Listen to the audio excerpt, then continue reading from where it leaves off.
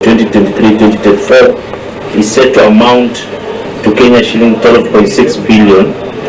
This will be over 104% increase from financial year 2022-2023. From the financial year 2020 to 2001 to the financial year 2004-2005, the CFS expenditures are expected to double, adding to a total of Kenya shillings 1 trillion.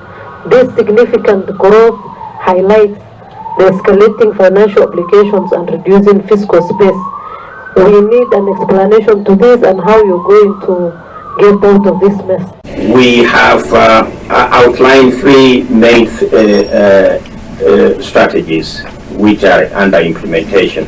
We pronounce ourselves to the need to undertake active liability management operation, which means replacing expensive and risky debt with relatively cheaper debt.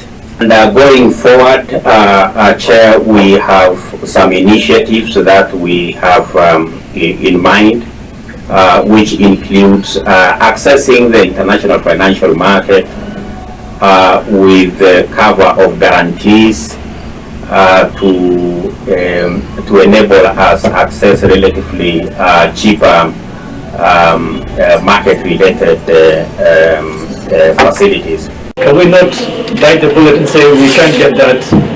Our deficit remains what it was, rather than just going to go the easy route and borrow, and then you're adding more into our public debt.